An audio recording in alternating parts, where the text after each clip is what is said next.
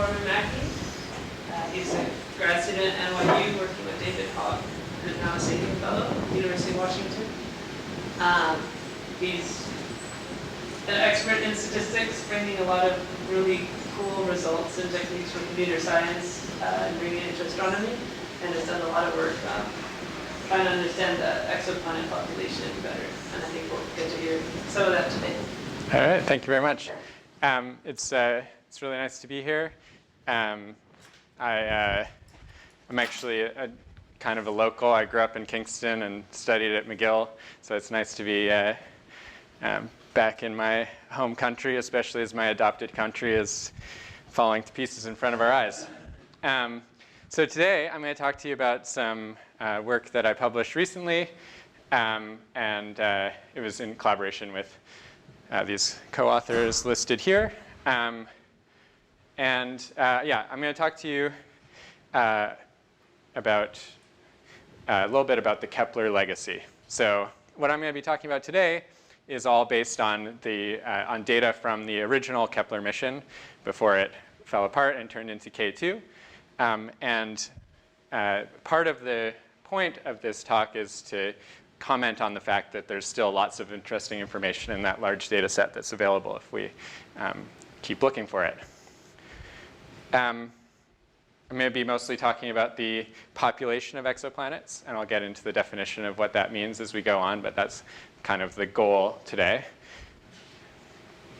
And in particular, I'm going to talk about the population of exoplanets discovered with the transit method. And the transit method is obviously the best method for discovering planets.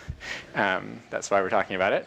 And just for a little bit of context, I'm sure you're all familiar, but it's always nice to just remember the kinds of problems we're up against. Here's a picture of a star. And to scale on this star, if we happen to be looking at the right time and Jupiter happened to transit, if we were aliens outside the solar system looking in and Jupiter happened to transit, then this is what it would look like to scale. And so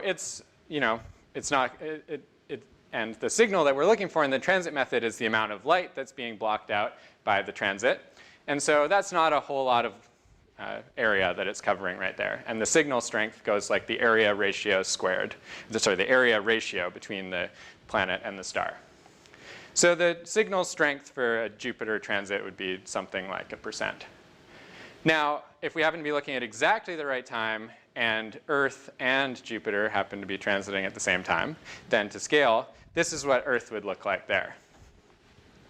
And it's useful to look at these pictures to remember as we're studying Earth-like transits with Kepler that this is the kind of thing this is the kind of signal we're looking for. The actual signal, the depth of the transit of Earth would be something like 80 parts per million, and it only happens once a year. So that's what we're looking for. Of course, that's not what most stars look like. We don't resolve pictures of stars like that in most cases. So in fact, this is more like what things look like. I don't know if you can see, but there's a single pixel highlighted at the center of this frame.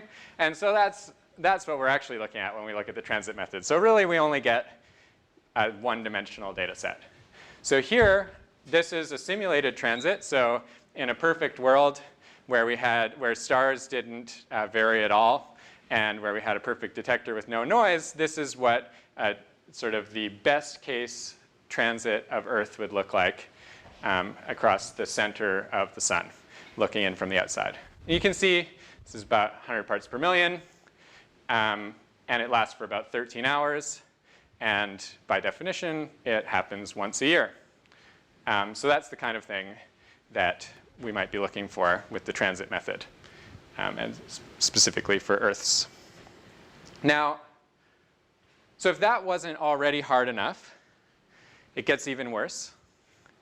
And that's that there's also the geometric factor. I commented a few times that the alien would have to be looking in at exactly the right angle to observe us. And the geometric transit probability of Earth is something like 1 in 200. So most Earths that are out there orbiting the stars all around us, we aren't going to see.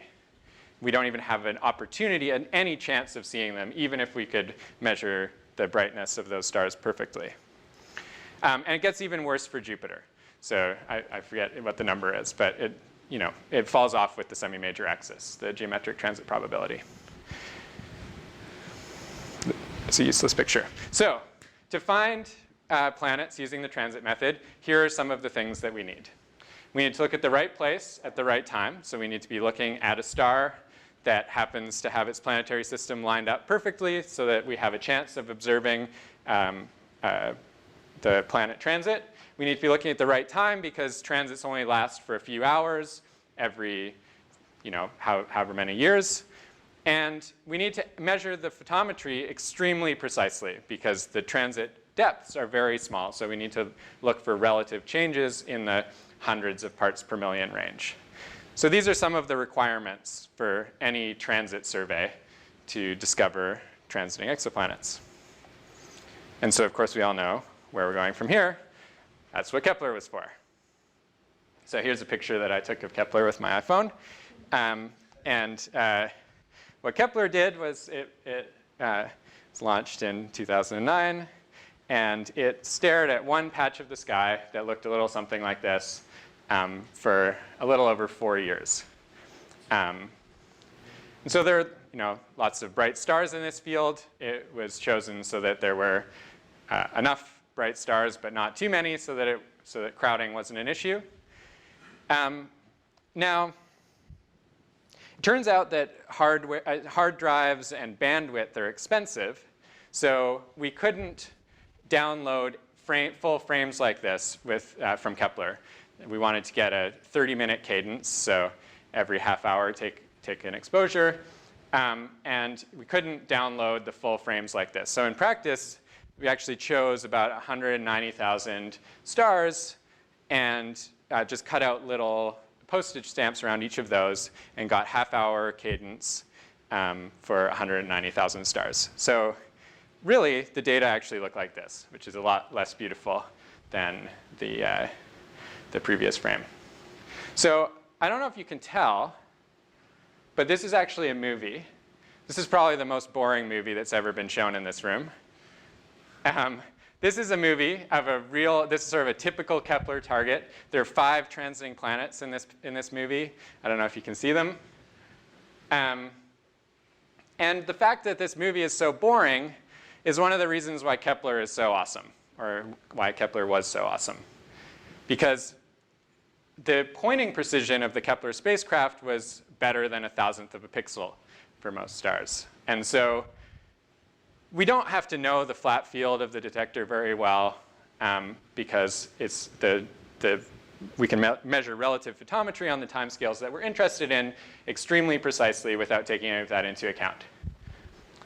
OK, so another way of showing this really boring movie is to plot on the same pixel scale just the brightness in each pixel as a function of time. And this is 3 months of data. And there's sort of a lot going on in this image right here. But in sort of arbitrary units, you can see how the brightness varies in each pixel as a function of time across the 3 months. And a few things to notice. So I mentioned that the pointing precision is ridiculously good. But if you look closely, or not even that closely, you'll see that there is pointing variation in this image right here. You can see at the beginning of the quarter, the star is moving up on the detector, and at the end, it's moving back down again, because you'll remember the star was kind of in this part of the frame right here. And so even though the pointing precision of this spacecraft was ridiculous, it's still, the pointing variation is still one of the dominant systematic effects that's happening in here. You can also see temperature variations that happen at each month break. Because the spacecraft had to turn to downlink the data once a month. And some other things. There's a little, you might not be able to see it in this room, but there was another star down at the bottom right here, and other things like that. So the colors here are indicating which pixels were chosen as the aperture to do aperture photometry. All we did was use apertures with constant binary masks. So all of these pixels with colored red here were just thrown away, and no one's ever looked at them.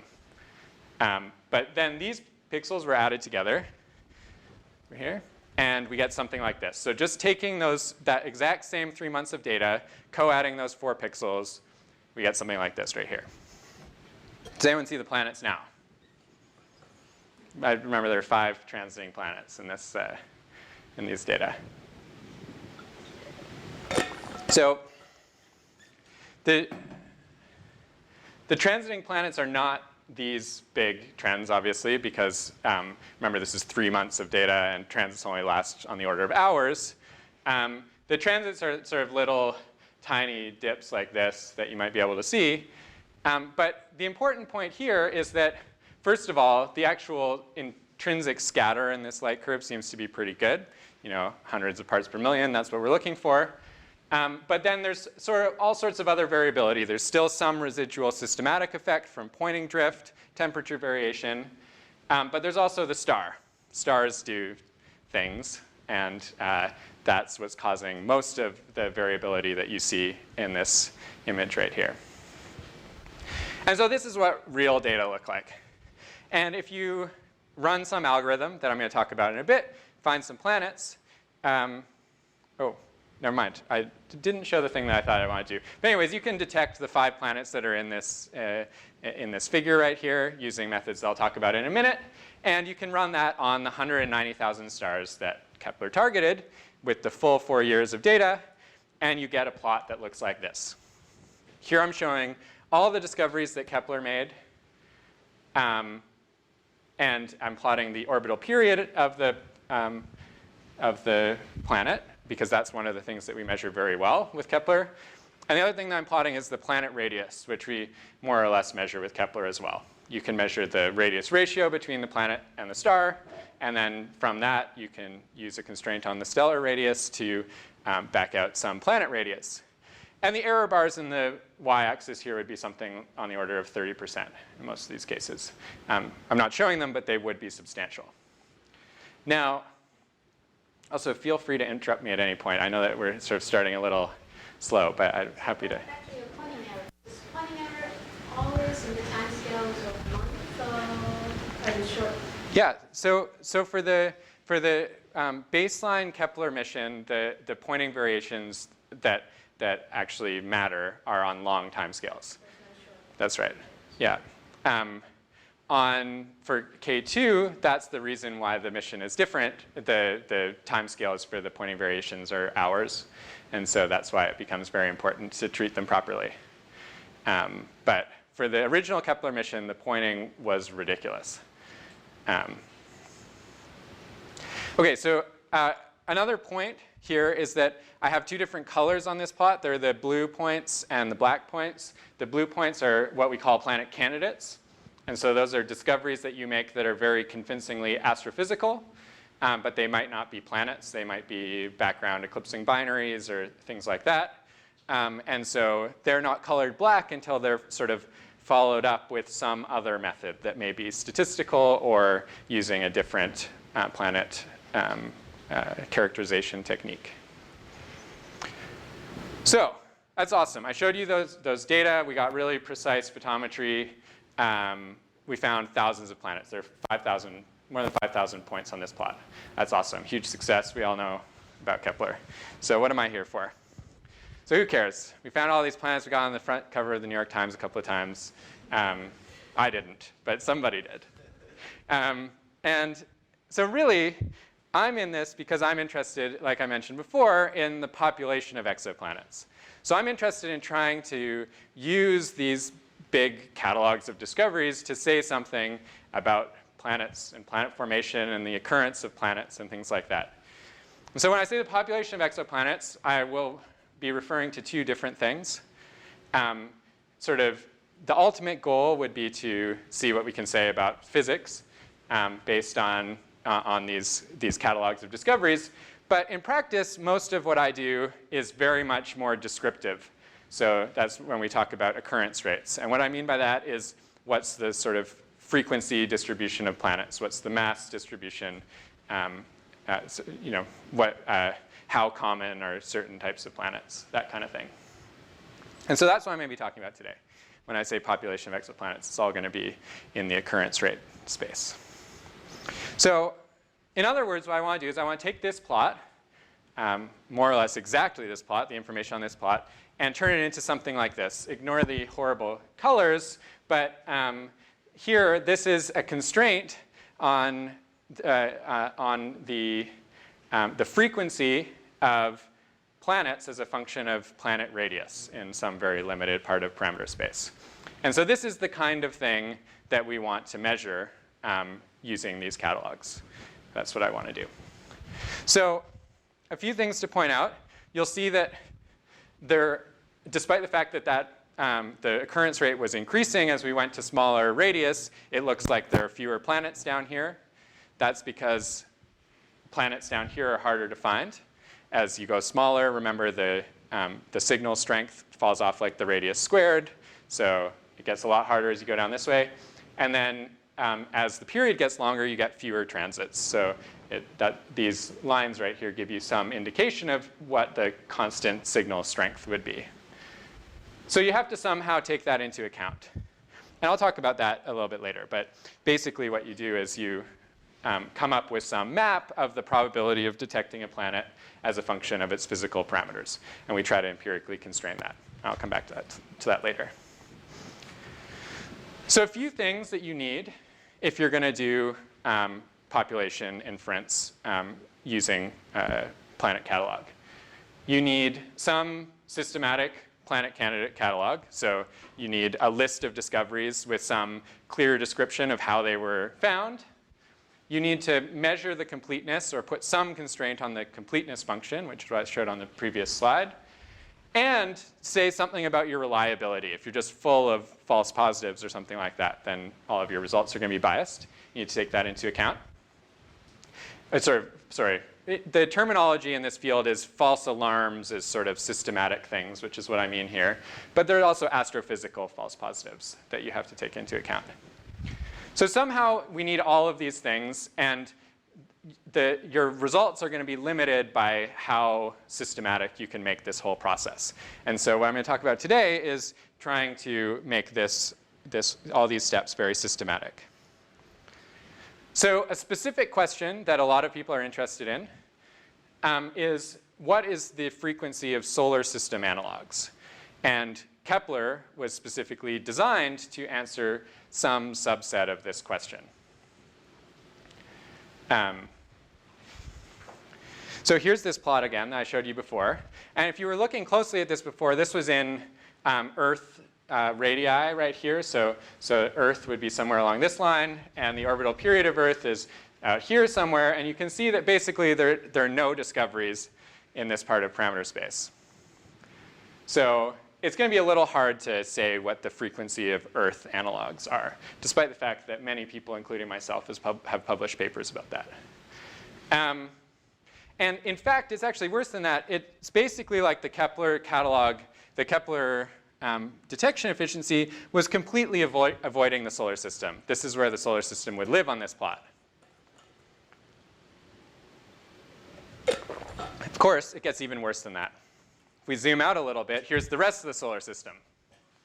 So Kepler, which is our best exoplanet mission, is completely avoiding the solar system.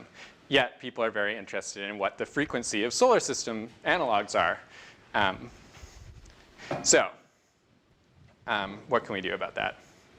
So it's not really fair to say that, to sort of talk smack on Kepler, because it's not very good at finding these long period planets for things that I'll point out, for reasons that I'll talk about later. But there are other methods that can constrain, that can find planets at long period here. So here I'm coloring the planet discoveries as a function of orbital period by the different methods. And so you can see that radial velocity and microlensing really shine at long orbital periods. But I still want to do this with Kepler. I'm here talking about this because it's something that seems like it's worthwhile to do with Kepler for a few reasons. So first of all, remember I said we needed a systematic catalog. Kepler was specifically designed to be a statistical mission. And the targets were more or less selected systematically. And the data are very uniform and well-behaved, and we've quantified a lot of the effects in there.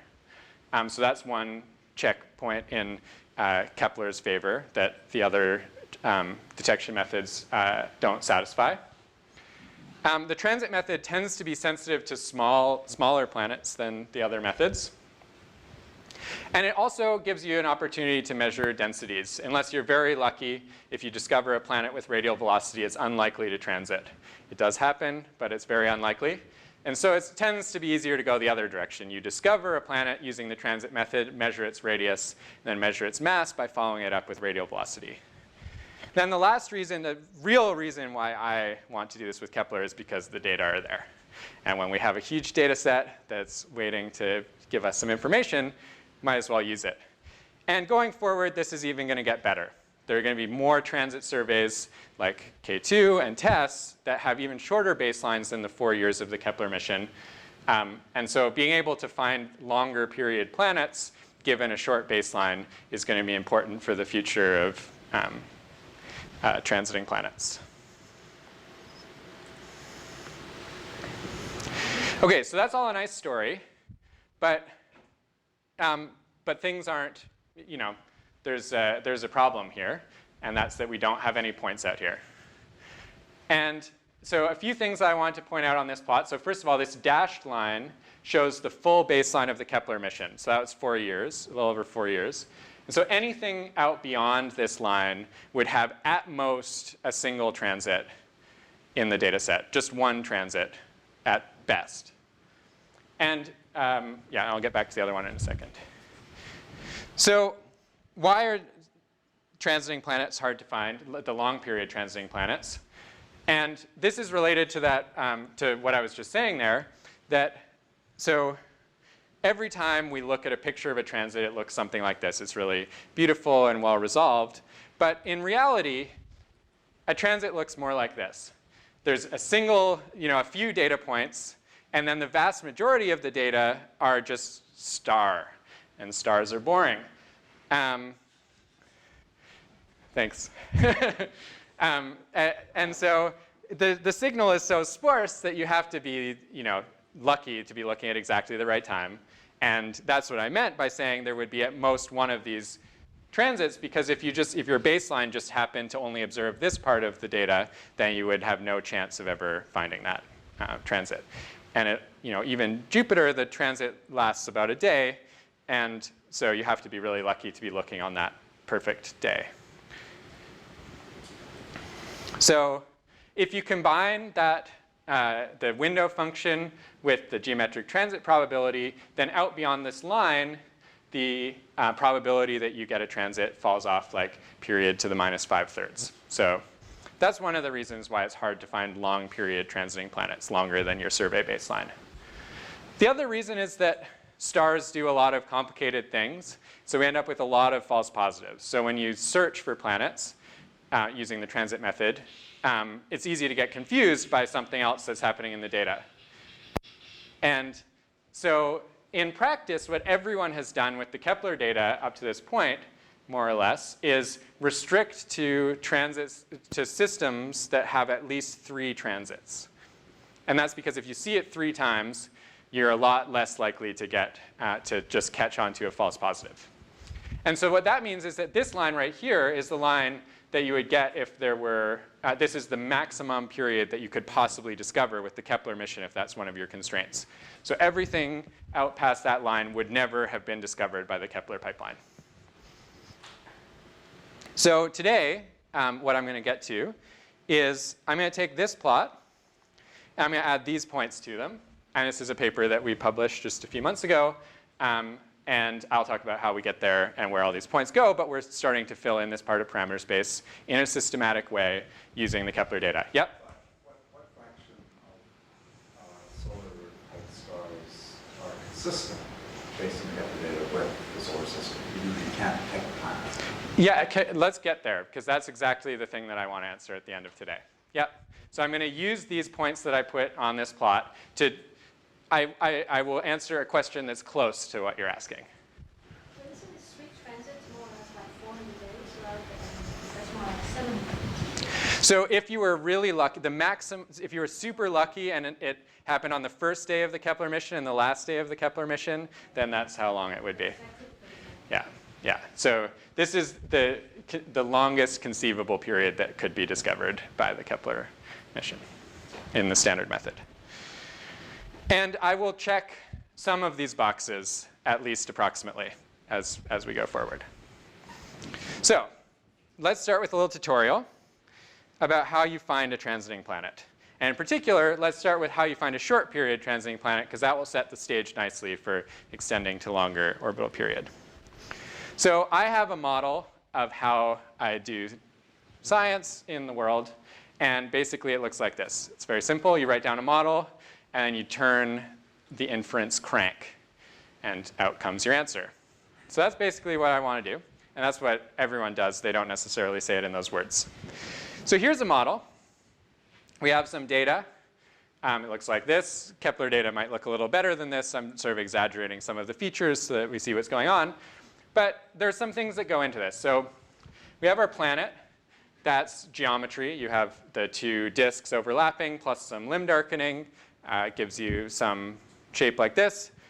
Stars rotate. They have spots. There are other things that go on there. There's some stellar variability. The spacecraft has some pointing variation. This is actually real pointing variation data from the K2 mission. So this is a lot stronger than anything you'd see in Kepler, but it gives you the idea. And then there's some detector noise. And so you put these things together, and that gives you your generative model for the data. So that's good, right? So we're basically done. We have a model. We could just do the inference, right? You just turn on MCMC, and you take your data, and and at the end of the day, it'll spit out yes or no for a planet. Basically, what I mean is we would compute something like this. We want to compute the probability that the data, the likelihood of the data, given the hypothesis that a planet exists, and compare that to the alternate hypothesis. Of course, in practice, there's no method that you can, like no black box method you can just plug this model into and get that type of answer. And so that's why I say no to that. So instead, we come up with a heuristic method that looks a lot more like this.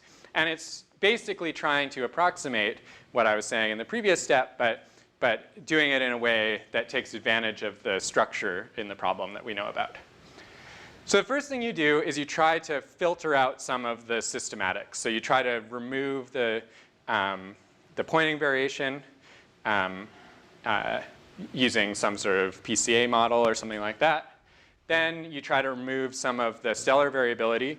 And most of the time, that's done using some sort of running windowed median or something like that.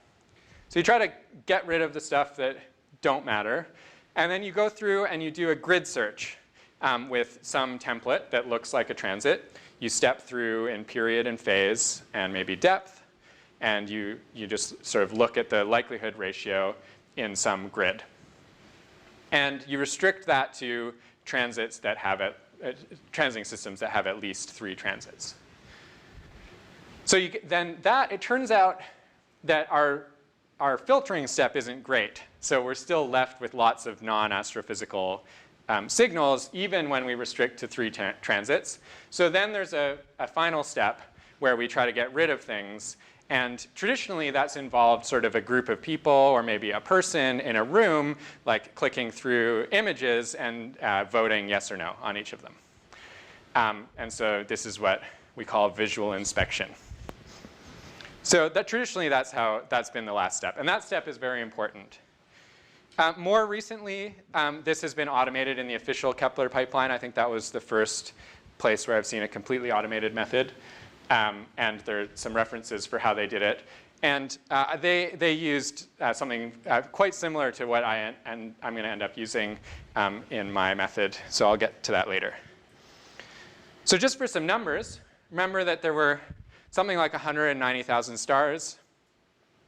Turns out that this first step, it doesn't get us down as much as you'd hope. You end up with about 35,000 sort of candidates at that stage and since we know that the final number is going to be something like 5,000, that means that the vast majority of the things that come out of this step are false positives.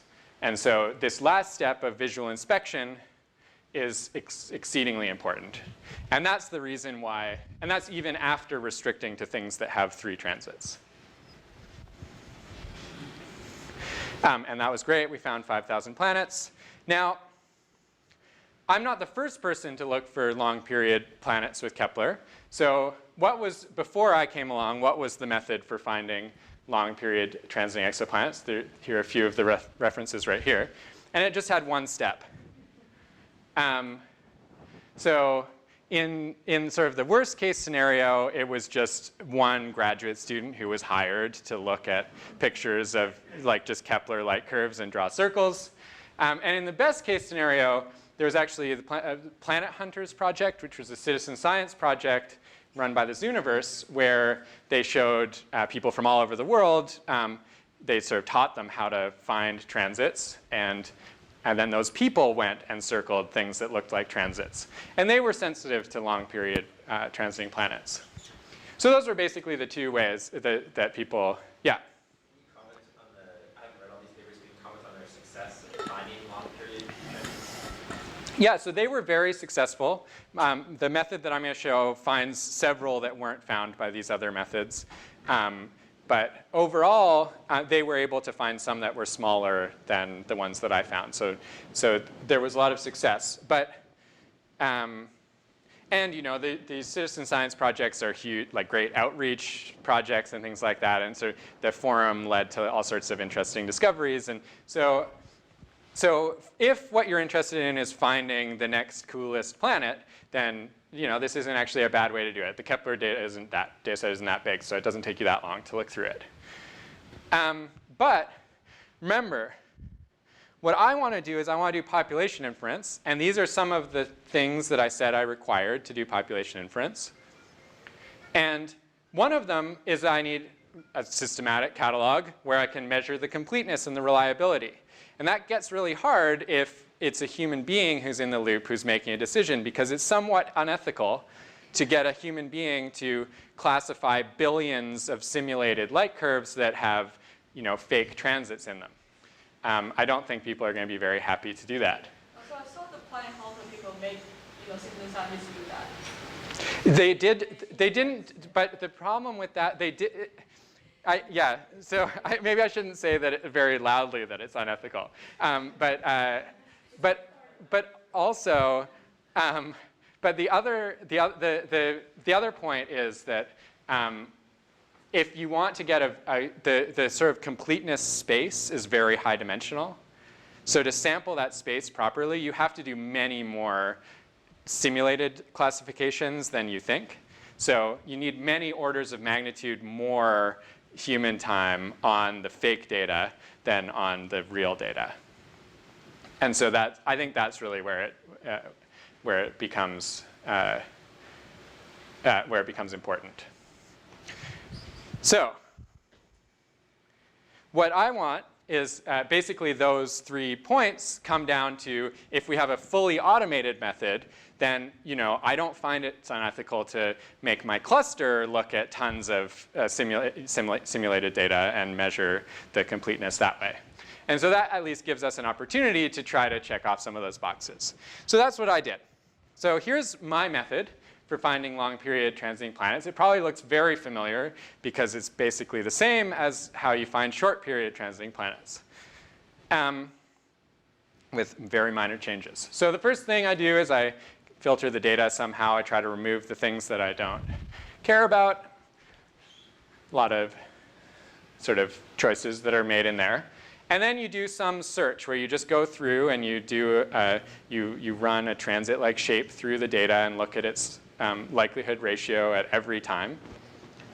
And then what I did was I just restricted that grid to very high signal to noise detection. So we're talking like signal to noise of 25.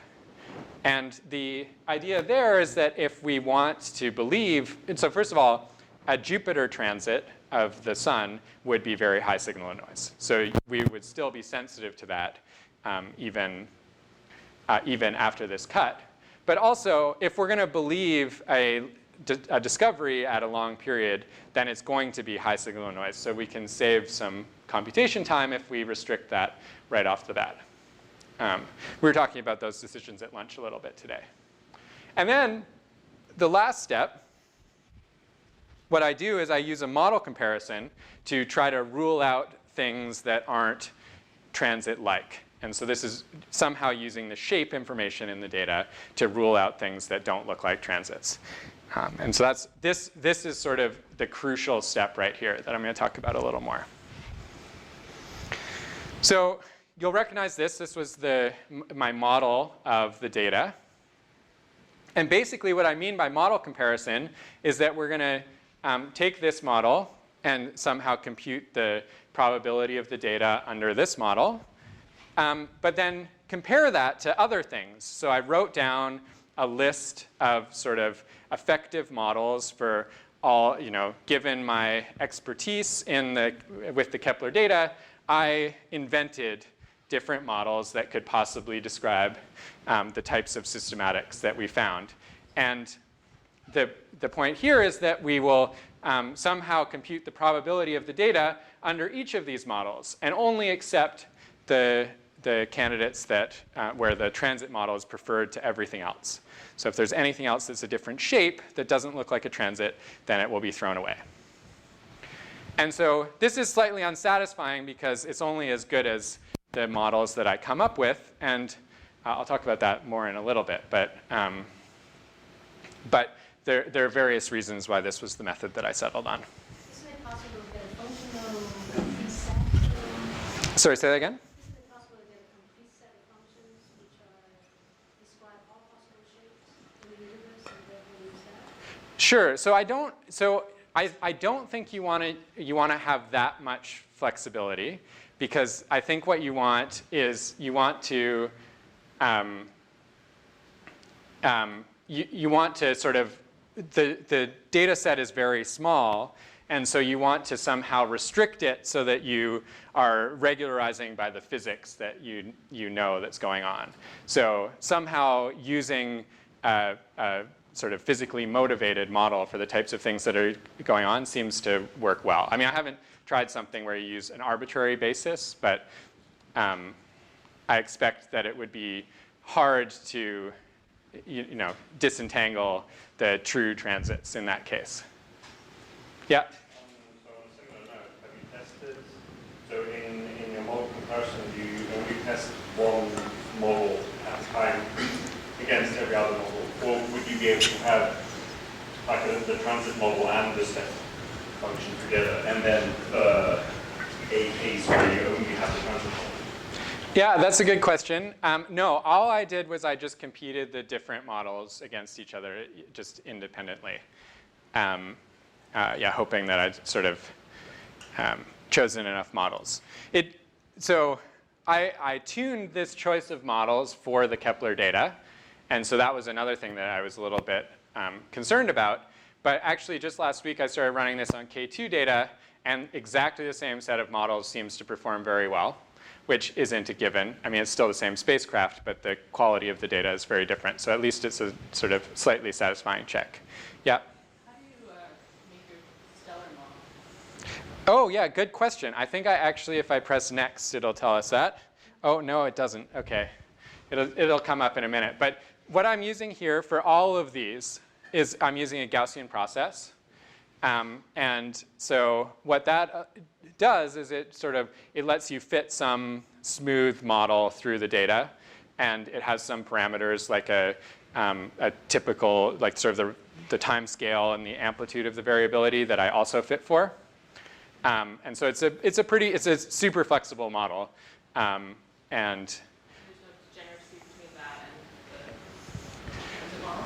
yeah, so there definitely is. There's just the right amount. So basically, the way that the Gaussian process works is it has a penalty term in the likelihood that prefers to put as much information in the mean model that it can, and then pick up everything else with the Gaussian process.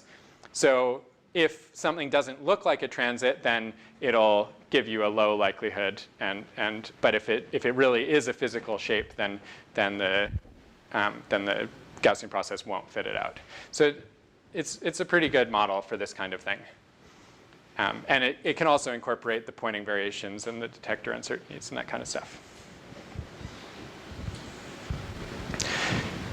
Okay, so if I was to just use this model and actually sort of rigorously compute marginalized likelihoods or evidence integrals or something like that, it would still be too expensive because computing those types of integrals, even for a single system, take weeks of computer time. So instead, what I used was something called the Bayesian information criterion, which I don't normally recommend, but it works well in this case. It's basically you take the maximum likelihood and you penalize by some function of the number of parameters. So you try to, you prefer simpler models, and it's totally heuristic, but it worked in this case. Oh yeah, I said I used a Gaussian process. And here are some examples. So I ran this on a bunch of data, and I'll get to that in just a second. But here are some examples of real things in the Kepler data that confused that first step, the sort of match filter step, that thought those things could be transits. And then this step classified them properly. So here's something that looks like a transit. This is a sudden pixel sensitivity dropout. No one quite knows what those are. Here's some stellar variability. This is the Gaussian process model through there. And the Gaussian process is combined with all of these. And then this one, something's going on, I don't know. That particular quarter of data has a few of those signals. So I'm not actually sure what's going on with that one. I don't think it's astrophysical. OK, I'm not going to talk about this because we're out of time. So I'm just going to jump to the results here. So to make this project manageable, I restricted my search to sort of the 40,000 brightest sun-like stars and quietest sun-like stars. And here they are. And I ran my method, all of these steps right here. I started with those 40,000 target stars. I masked out all of the known short period planets so that I could find single transits in those systems. Now I ran this method. The first step got about 400 candidates. And then I ran this model comparison on each of those. And that got us down to 16 astrophysical exoplanet candidates. And those were the points that I showed on the plot previously. Some of those are probably secondary eclipses, and some of them might be single transits of eclipsing binaries. And we tried to deal with that. So here they are again. So one thing that might be, OK, a few things. So first of all, there are 3 systems right here that have small error bars in the period direction. That's because each of those have 2 transits. Remember, we also, we were able to find things that only had 2 transits that the Kepler search had missed. So the periods are measured pretty well. But I also have error bars on the periods for all of the other systems, even though we only have a single transit. And so that's slightly non-obvious. And the reason why we can do that is because if you're willing to assume that the planet is bound to the star, then it can't have an arbitrary duration. So its duration sets the period range that is consistent with the data. And so to get this, we actually just marginalized over eccentricity with an empirical prior on the eccentricity, marginalized over impact parameter, and all of those kinds of things to get out. So these are the posterior constraints that you would get on the orbital period for each of these. They're not great constraints, but it's enough that. The degeneracy between, you get the size of the planet right from the. Yeah, so yeah, that's right. Yeah. The duration gives you some Yeah. major axis. Yeah. So given some constraints on the stellar parameters. And you don't know the actual inclination. That's right. Yeah, so we marginalize over all of those effects, and that's one of the reasons why the error bars get bigger once you take all of those effects into account. But it's not consistent with any arbitrary configuration. I'm trying to think if there's anything else I wanted to say on this particular plot. Oh yeah, just the error bars in radius are consistent with the error bars you would get for the short period planets. You basically measure the depth perfectly in these data sets. So it's all the stellar parameter uncertainties that go into those error bars. Oh yeah, the other thing I wanted to say, which is of interest to some people here, is that of these 16 systems, there were 5 systems that had inner planets. So that were outer planets in a multiple planet system, a multiple transiting planet system, including one that was it's sort of consistent with a 2-year orbital period and has 5 inner planets. And so that's pretty interesting and exciting.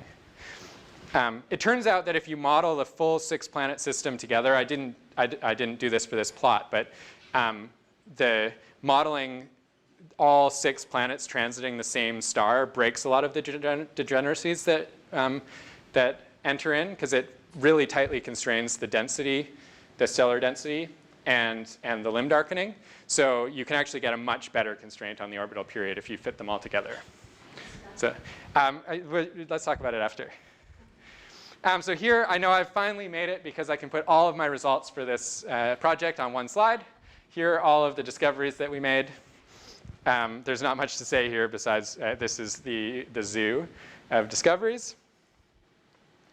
And remember, so my whole goal was to come up with some systematic catalog, and I wanted to measure the completeness, so I have this fully automated method. And so what I was able to do was using injected data, injected transits into real data, I could measure the recovery rate by running billions of simulations and running my full pipeline, including all of the decisions that were made to compute the probability that I would detect a planet as a function of its parameters. Yeah? Why is it harder to detect the bigger? Yeah, so that's a great question. So the real reason why it's bigger, why it's harder to detect the big ones is because I really like there are many decisions that go into like lots of tuning parameters at every step, and I tuned those specifically to be sensitive to the small things. So some of the like filtering steps and things like that can get messed up by the very deep transits. So you would be able to construct some method that would also discover those, but I was most interested down here. And as long as I can measure it, I'm not too worried. And this doesn't take into account any geometric effects. So it's also interesting that it gets harder for the longer period ones. And that's because the longer duration can look a lot more like stellar variability than a short period transit. And so this gets rejected in the model comparison step. Yeah? Imagine you use this pipeline on the whole Kepler catalog. Yeah. Would it be more complete than the Kepler pipeline? You mean applying this to short period planets? Yeah, I've thought about that. There's no reason why, since my method is so similar, there's no reason why I have to only look for single transits using my method. I could apply it to the full catalog. I spent about 2 years of my PhD trying to improve the completeness of the Kepler catalog in the Earth regime, and I more or less failed. So I think the Kepler team is doing a very good job. But again, I'd be happy to chat about that afterwards. Okay, so just to wrap things up, I just wanted to say I put these two things together, and we can answer the question that we went in to ask about, or some variant of it. And this is sort of the big number from our paper. So this is the occurrence rate, the integrated occurrence rate in this range from 2 to 25 years in orbital period, and about Earth radius to Jupiter radius. And we find that there are an expected number of about 2 of these planets per sun-like GK dwarf. And so this is interesting because sort of qualitatively it's consistent with some of the other population methods that people have looked at with radial velocity microlensing. But in it, we're looking at a slightly different part of parameter space. And I think there's sort of lots of more sophisticated things we could do with this than just stating one number. But this was all that I've done at this point. And so a few things. I said it would be interesting to measure densities of these long period planets.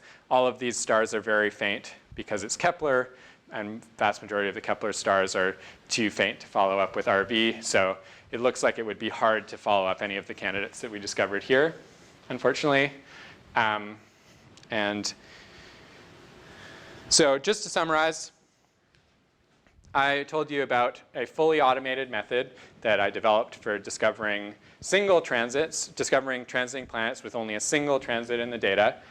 I was able to measure the completeness since it was a fully automated method. And using that, we took the first step to saying something about the sort of population of these long period planets, but there's lots more to do. And all of the code and the paper was developed in the open on GitHub. It was at this repository, it still is. And so if you're interested, you can read the history. And we have we discussed every part of the paper and issues on the GitHub repository, all in the open. And so that was sort of an interesting way to do this project that I learned a lot from. And so I'd be happy to talk about that part of it later if anyone's interested. So thank you very much. Yeah.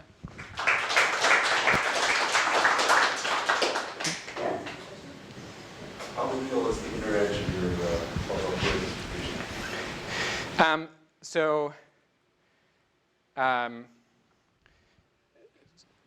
You mean? There seems to be a gap. Yeah. Yeah. So we saw that as well, and we're wondering about, yeah.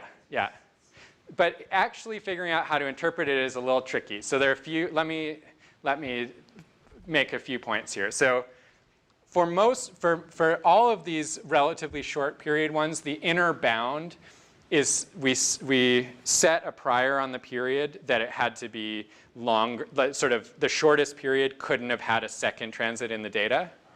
So some of these, there is probability at shorter period that the second transit fell in a gap in the data.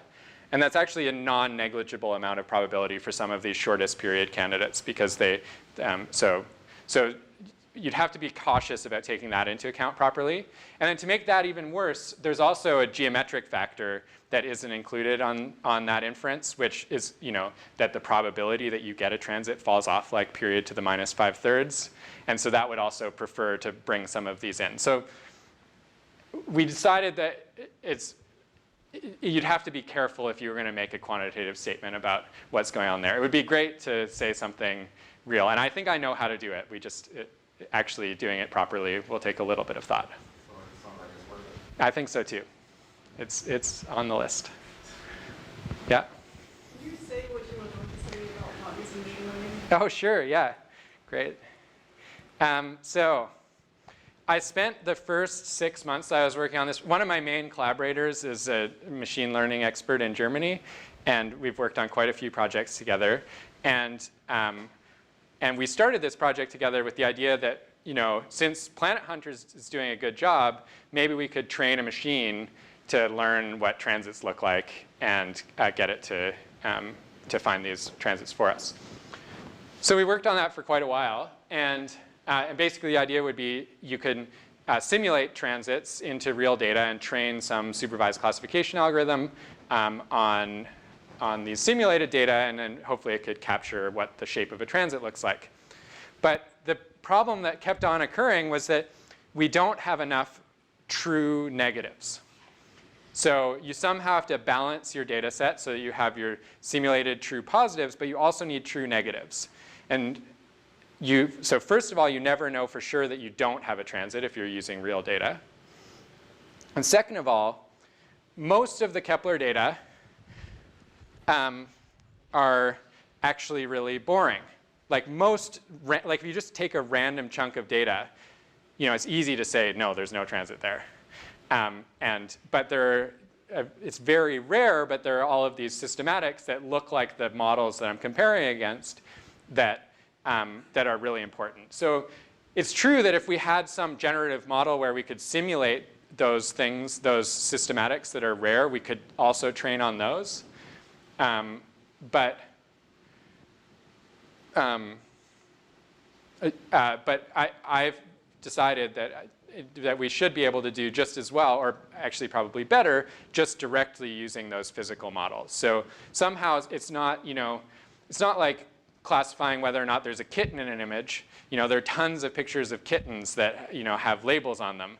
And so you can build some machine learning model that can figure out what a kitten is, and you don't need a physical model for what a kitten looks like.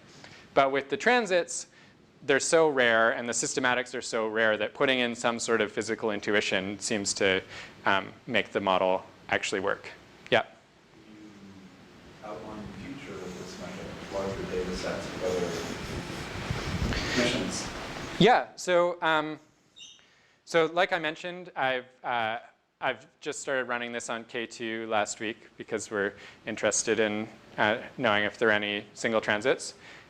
It seems very promising. We're finding sort of hundreds of candidates per campaign. And the same models seem to just straight up work.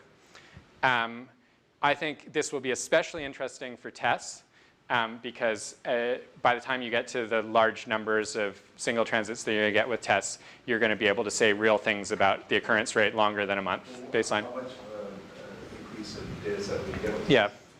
I don't have a quantitative answer for that. Maybe that's an order of magnitude, or? Well, yeah, I think it's sort of, it's going to depend.